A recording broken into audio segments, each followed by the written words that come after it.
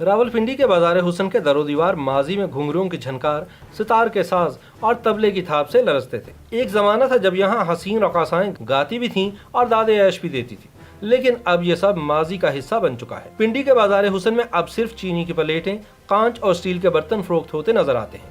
ماضی میں جن کوٹھوں پر تماشبین دل تھام کر خوبرو دوشیزاؤں کی جسمانی اعضاء کی شاعری سے لطف اندوز ہوتے تھے، وہاں اب کراکری کی دکانیں سج چکی ہیں، اور بازار میں اشیاء کی خرید و فروخت میں مصروف اکثر افراد نہیں جانتے کہ اس پر رونق بازار کی اصل تاریخ کیا ہے۔ آئیے آج ہم آپ کو اس بارے بتاتے ہیں۔ راولپنڈی کے صرافہ بازار اور راجہ بازار کے بیچ تنگ سی گلی میں جہاں برتن فروخت ہوتے ہیں، وہاں کبھی راولپنڈی کا بازار حسن آباد ہوا کرتا تھا۔ تاہم جہاں کبھی گھنگرو اور پائلیں جھنکا کرتی تھیں، وہاں ویرانی بال کھولے نوحہ کناں نظر آتی ہے۔ پوٹھوہار کی تاریخ میں موسیقی اور رقص کی روایات قدیم ہیں۔ ٹیکسلا سے نوادرات حاصل ہوئے، ان میں ڈھولک، دف، جھانجھ، گھڑتال، تار کے ساز، اکتارا، وینا، بانسری اور الغوزہ بھی شامل ہیں۔ برے صغیر میں رقص اور موسیقی کا نام آتے ہی لکھنؤ کی طوائفوں کا ذکر آتا ہے، جہاں طوائف کے کوٹھے پر نواب صاحبان اور ان کی آل اولاد تہذیب اور زبان کی سیڑھیاں چڑھنے آیا کرتی تھی۔ اردو کی پہلی صاحب دیوان شاعرہ ماہ لقبائی چندہ بھی ایک طوائفی تھیں، لیکن جب انگریز دور آیا تو طوائف کو عصمت فروش کہہ کر اس کی تذلیل کی گئی، جس سے یہ طبقہ زوال پذیر ہونا شروع ہو گیا۔ راولپنڈی کی تشکیل 18ویں صدی میں شروع ہوتی ہے اور یہ شہر ایک قصبے سے شہر میں تبدیل ہونا شروع ہوتا ہے۔ اس کے ساتھ ہی جرنیلی سڑک ایک اہم پڑاؤ ہونے کی وجہ سے یہ علاقہ تجارتی قافلوں کی سرائے بھی قرار پاتا ہے۔ اس وجہ سے یہاں ناچ گانے کا رواج فروغ پانے لگتا ہے۔ سن 1814 میں رنجیت سنگھ نے راولپنڈی کو تخت لاہور کے ماتحت کر دیا، لیکن مری اور ملحقہ پہاڑی علاقوں کے لوگوں نے مزاحمت کی، جس کی وجہ سے یہ علاقے کشمیر کے راجہ گلاب سنگھ کو بطور جاگیر دے دیے گئے۔ اس دور میں اگرچہ راولپنڈی لاہور کے ماتحت تھا، لیکن یہاں گلاب سنگھ کا سکہ بھی چلتا تھا اور اسی کی نسبت سے راجہ بازار قائم ہوا۔ سردیوں میں سری نگر کے راجہ سمیت رئیس اور امراء راولپنڈی آ کر ٹھہرتے تھے۔ سکھوں کے اقتدار کا خاتمہ اس وقت ہوا جب 14 مارچ سن 1849 کو چھتر سنگھ اور شیر سنگھ کی قیادت میں سکھ فوج نے راولپنڈی میں ہتھیار ڈال دیے۔ کہا جاتا ہے کہ انگریز فوج نے شہر پر قبضہ کیا اور اس کی فوج لیاقت باغ میں خیبر زن ہوئی تو انہوں نے جنسی بھوک مٹانے کے لیے ایک طوفان برپا کر دیا۔ اس طوفان سے نمٹنے کا حل یہ نکالا گیا کہ ستمبر سن 1851 میں جب یہاں چھاؤنی قائم کی گئی تو اس کے ساتھ ہی کوئلہ سینٹر اور چھاؤنی پولیس اسٹیشن کے درمیان ایک چکلا بھی قائم کیا گیا تاکہ فوجی حضرات اپنی جنسی بھوک مٹا سکیں۔ بعد میں جب کیپٹل سنیما بنا تو گورے وہاں ویکینڈ پر رقص و سرور کی محفلیں سجانے لگے۔ واپسی پر چونکہ وہ اسی چکلے کے پاس سے گزرتے تھے، اس لیے عورتوں کی وجہ سے لڑائی جھگڑے معمول بن گئے۔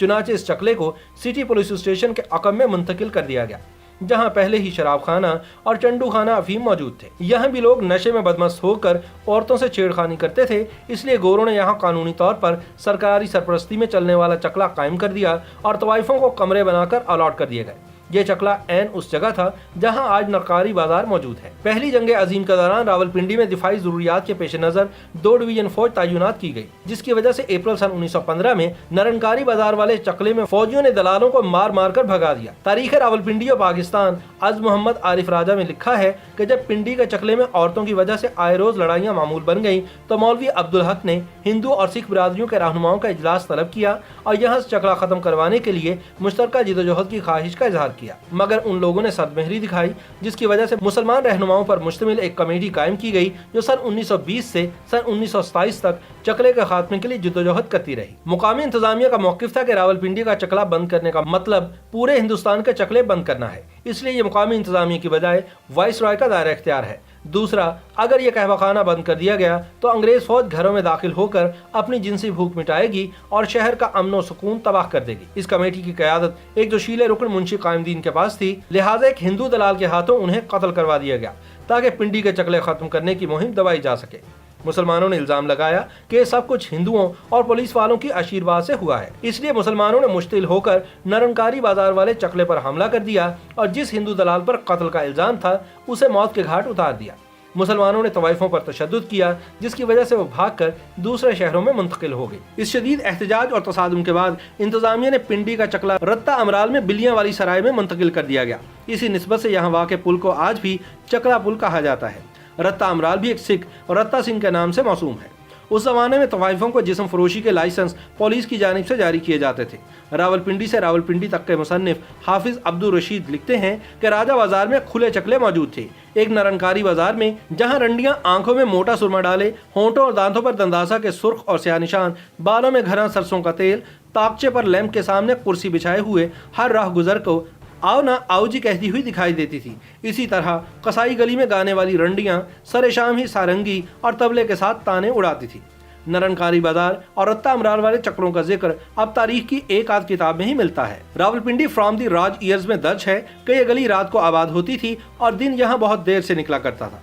यहाँ सरे शाम ही गाने और घुंघरुओं की आवाजें सुनाई देने लगती। अहले दिल आते और अपना सब कुछ फर्शे राख करके चले जाते। गली के बाहर तांगे हर वक्त खड़े रहते जो यहाँ आने वालों को वापस इनके घरों तक पहुँचाते। यहाँ शादी ब्याह के लिए 2 मारूफ बैंड्स भी थे, जिनमें एक स्टार ऑफ इंडिया था जिसके मौसीकार सारा दिन उर्दू, पंजाबी और अंग्रेजी धुनें बजाते रहते थे। लोग शादी ब्याह के लिए इस बैंड की बुकिंग किया करते थे। कसाई गली की रकासाएं सिर्फ यहाँ रक्स और सुरूर की महफिलें ही नहीं सजाती थी, बल्कि उमरा खुशी के मौके पर इन्हें अपने घरों में भी बुलाते थे। आज पिंडी की कसाई गली की दुकानों में जहाँ से सुर संगीत फूटा करते थे और इन चौबारों में जहाँ ढोल और तबले की लय पर रक्स होते थे, अब क्रॉकरी की दुकानें खुल चुकी हैं। इस हवाले से प्रोफेसर शहबाज अली कहते हैं कि ये वक्त के तगय्युर की नजर हो गया। अब तफरीह के मायार और अंदाज बदल गए हैं। सन 1990 तक यहाँ गाना बजाना हुआ करता था और मुकामी इंतजामिया की जानिब से यहाँ गाने बजाने वालियों को इस काम के लिए बाकायदा लाइसेंस दिया जाता था, जो जिस्म फरोशी के लिए नहीं होता था। इनके औकात भी मुकर्रर थे, जो शाम 7 से रात 10 बजे तक थे। इसके बाद पुलिस आकर सीटियां बजाती थी कि इनका वक्त खत्म हो गया है। इसी निस्बत से टाइम लगाने की इस्तिलाह मशहूर हुई। मुकर्रर औकात में लोग इनका मुजरा सुनने आ जाते थे। इनके साथ साजिंदे भी होते थे। इनके कोई मुकर्रर नर्ख नहीं थे। लोग अपनी इस्तात के मुताबिक बेलें भी देते थे। लेकिन फिर ये लोग बदलते हुए वक्त की नज़र हो गए। जिनके अपने कोठे थे उन्होंने दुकानदारों के हाथों फरोख्त कर दिए और जो किराए पर थीं वो छोड़ गए। साजिंदों ने भी अब अपने पेशे बदल लिए। अब ये तारीख का ऐसा बाब है जिसके कवाड़ अब माजी की जानिब ही खुलते हैं। YouTube पर गूगली न्यूज देखने के लिए youtube.com की सर्च बार में गूगली न्यूज टीवी टाइप करें। गूगली न्यूज के पेज पर सुर्ख रंग के सब्सक्रिप्शन वाले बटन पर क्लिक करना ना भूलिए। YouTube पेज पर अपलोड होने वाली वीडियोस से बाखबर रहने के लिए बेल आइकन पर क्लिक कीजिए। आपको हर नई वीडियो के बारे में नोटिफिकेशन मौसूल हो जाएगा।